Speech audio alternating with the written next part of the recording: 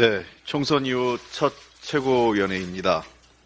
다시 한번 이번 총선은 특정 정당의 승패를 떠나서 국민의 승리입니다. 국민의 선택에 깊은 감사와 존경의 인사를 드립니다. 민주당은 겸손한 태도로 국민 목소리에 귀 기울이고 더 낮은 자세로 임하겠습니다. 이제 민주당이 정부의 무능과 무책임으로 길 잃은 국정의 방향을 바로 잡아 나가겠습니다.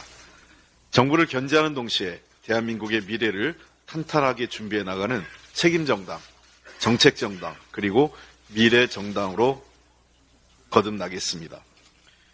21대 국회는 마지막까지 일하는 국회, 책임을 다하는 국회로 운영하려고 합니다. 아직 임기가 한 달 이상 남은 상태입니다. 여전히 해결되지 않은 여러 민생 입법 과제를 처리하는 데 최선을 다하겠습니다. 이를 위해 여당과 국회 일정 협상에 바로 착수하겠습니다. 특히 신속 처리 안건으로 지정된 최상병 특검법이 지난 4일 본회의에 자동 부의된 상태입니다. 총선 이후 열리는 본회의에 처리하겠다는 약속을 꼭 지키겠습니다. 그 외에도 전세사기 특별법, 이종섭 특검법, 대통령의 거부권을 행사한 이태원 참사 특별법 처리 등 미룰 수 없는 민생 현안이 산적해 있습니다. 여당과의 협상을 통해 언급된 주요 법안은 물론이고 현재 상임위에 계류 중인 여러 민생 현안법들의 처리를 위해서 마지막까지 최선을 다하겠습니다. 최근 10년간 4월 첫째 주 화요일에 발표했던 전년도 국가재정 집행결산서가 선거 다음 날인 둘째 주 목요일 지난 4월 11일에 발표됐습니다. 총선을 앞두고 역대급 세수 부족 등 참혹한 경제 성적표로 자칫 정권 심판론 분위기가 고조될까 두려워 의도적으로 연기했다는 평가가 지배적입니다. 국가결산보고서는 매년 4월 10일 이전에 발표하도록 했던 국가재정법을 사실상 어긴 겁니다. 정부는 11일 공휴일이라는 이유로 11일에 발표했다는 입장이지만 박근혜 정부 때인 2016년 4월 10일도 일요일이었는데 당시 정부는 4월 5일에 발표를 했습니다. 문재인 정부 시절인 2021년과 2022년에 4월 10일이 주말이어서 각각 4월 6일과 5일에 발표를 했습니다. 결국은 총선에 불리한 영향을 받을까봐 법을 어겼다.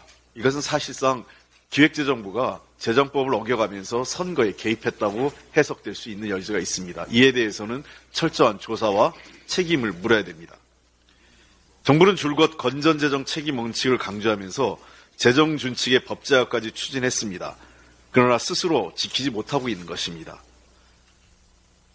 적극적인 재정 지출을 통해 재정의 책임성을 확보하라는 민주당의 요구에 대해 정부는 지출을 줄여서 재정 건전성을 달성하겠다는 기조를 수정하지 않고 있습니다.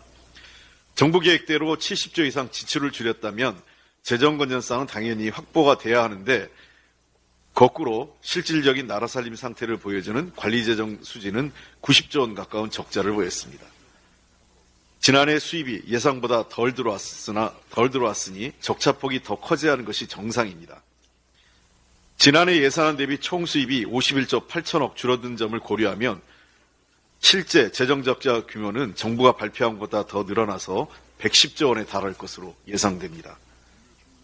결국은 정부가 발표한 87조 적자라는 것도 꼼수와 통계적 착시 현상 중에 하나라고 볼 수 있습니다. 이는 코로나19 시기를 빼면 외환위기 때인 1998년 이후 가장 높은 것입니다. 긴축으로 국민에게 허리띠를 졸라매라 강요하면서 도리어 재정 건전성 확보도 실패한 것입니다. 국가 채무도 역대 최대인 1126조 원을 기록했습니다. 국내 총생산 대비 국가 채무 비율이 사상 처음으로 50%를 넘어선 상황입니다. 한마디로 나라 살림이 엉망인 것입니다. 원인은 국세 수입 급감입니다. 지난해 세수 부족이 56조 4천억으로 세수 예측에 대실패한 것입니다. 올해도 세수 상황에 경고등이 켜졌습니다. 3대 세목 중 하나인 법인세가 전년 동월 대비 2천억 줄어 이상 징후가 감지된 상황입니다. 정부의 올해 관리재정 수지 적자폭이 92조 원에 달할 것으로 전망되고 있는데 이는 국내 총생산의 3.9% 수준입니다. 정부의 적자관리 목표 3%를 넘어서는 수치입니다. 그럼에도 정부는 그저 부자 감세와 긴축만 강조하고 있습니다. 총선기간 대통령이 직접 나서서 민생 토론회 등을 통해 감세 정책을 연일 쏟아냈으면서 또 한편으로는 연일 많은 약속을 했습니다. 앞뒤가 안 맞습니다. 민주당은 여러 차례 경고했습니다. 긴축은 재정정책의 목표가 될 수 없습니다. 재정 건전성을 확보하려면 확실한 세수 기반 확보를 바탕으로 해서 지출 구조 조정을 추진했어야 됩니다. 그러나 정부는 반대였죠. 확고한 세수 기반 확보는 마련하지 않은 채 감세를 통한 낙수 효과만 기대하다가 결국은 나라 재정을 엉망으로 만들고 국가 경제를 위기에 빠뜨리고 있는 것입니다. 정부는 긴축 재정을 통한 건전 재정을 실패했다는 것을 인정하고 이제 긴축 기조를 전환해야 합니다. 정부는 보다 적극적인 재정 정책과 함께 세수 기반 확대 그리고 이를 통한 국가 경제 성장률을 높이려는 방향으로 경제 기조의 대전환을 거듭 촉구합니다. 지금도 많이 어렵습니다. 더 이상 늦추면 정말 큰 위기가 오고 그 위기는 고스란히 국가와 국민의 몫으로 돌아가게 될 것입니다. 윤석열 대통령과 경제팀의 각성을 촉구합니다.